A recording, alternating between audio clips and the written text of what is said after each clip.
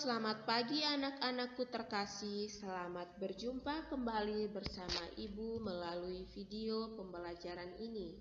Anak-anak, hari ini kita akan belajar akhir dari subtema 1 yaitu pembelajaran 5 dan 6. Anak-anak, coba perhatikan gambar hewan-hewan berikut ini. Setelah anak-anak perhatikan hewan-hewan berikut ini, apakah anak-anak menemukan perbedaan di antara hewan-hewan tersebut? Baik anak-anak, kita langsung saja. Berdasarkan ada dan tidaknya tulang belakang di dalam tubuhnya, hewan dikelompokkan menjadi dua, yaitu 1. Hewan vertebrata dan 2. Hewan invertebrata. Anak-anak bisa perhatikan pada gambar-gambar tersebut. Berikut kita akan mengenal tentang alat gerak pada hewan vertebrata dan hewan invertebrata. Yang pertama, hewan vertebrata. Hewan vertebrata memiliki tulang belakang dan susunan sarafnya berada di otak dan otaknya terlindungi oleh rangka. Berikut contoh hewan-hewan vertebrata. Baik anak-anak, semua hewan yang memiliki tulang belakang itu adalah tergolong dalam hewan vertebrata. Yang kedua, kita akan mengenal hewan invertebrata. Hewan invertebrata tidak memiliki tulang belakang. Susunan sarafnya berada di perut. Memiliki rangka luar dan otaknya tidak terlindungi oleh rangka. Berikut contoh hewan-hewan invertebrata. Ada udang, ada kupu-kupu, ada semut, dan ada ulat di sini. Ini merupakan contoh hewan yang tergolong pada hewan-hewan invertebrata. Berikut supaya lebih jelas lagi, kita akan mengenal hewan yang tergolong hewan invertebrata. Yang pertama, filum Protozoa. Hewan yang bersel satu yang hidup di dalam air. Bentuk tubuhnya sangat kecil. Ini contoh filum Protozoa. Yang kedua, kita mengenal filum Porifera atau hewan berpori.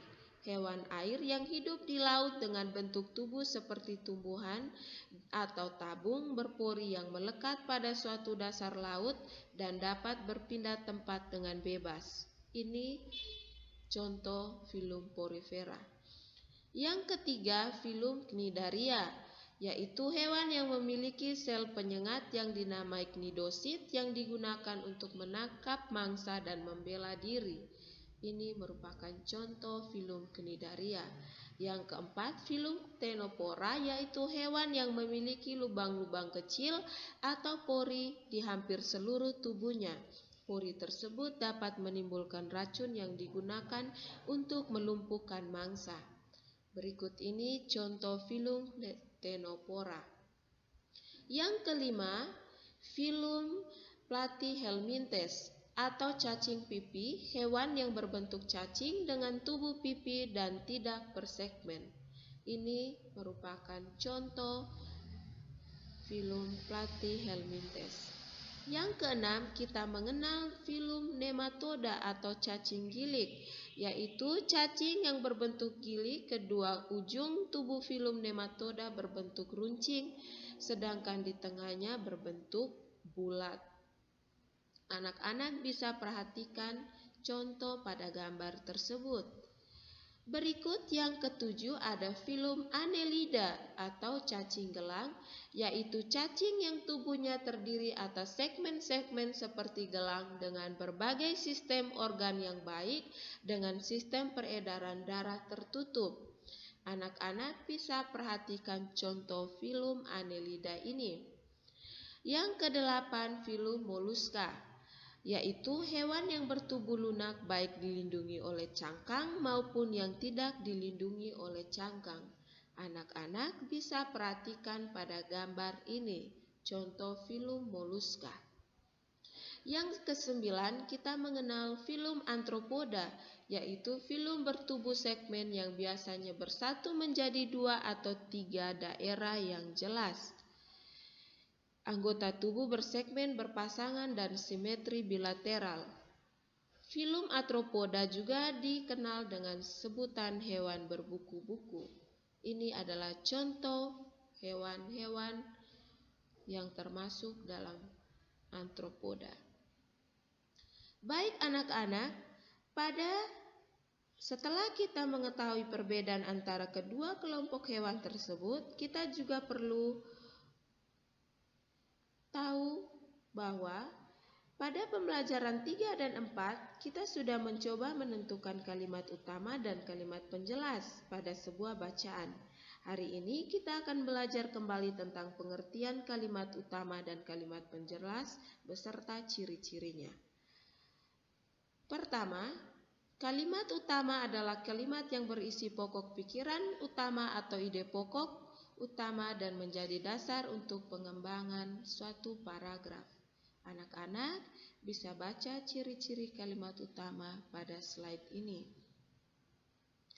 Baik anak-anak, setelah membaca ciri-ciri kalimat utama, kita kembali mengenal tentang kalimat penjelas. Kalimat penjelas adalah kalimat yang isinya merupakan penjelasan uraian atau berupa rincian-rincian detail tentang kalimat utama suatu paragraf. Kalimat penjelas yang bersifat khusus dan berfungsi untuk mengembangkan gagasan utama pada sebuah paragraf. Ciri-ciri kalimat penjelas anak-anak bisa membaca pada slide ini. Baik anak-anak, jika anak-anak mengalami kesulitan atau kurang jelas dengan penjelasan ibu, anak-anak kelas 5 bisa menghubungi ibu dan wali kelas masing-masing. Baik anak-anak, selamat belajar anak-anakku sayang. Semoga Tuhan memberkati.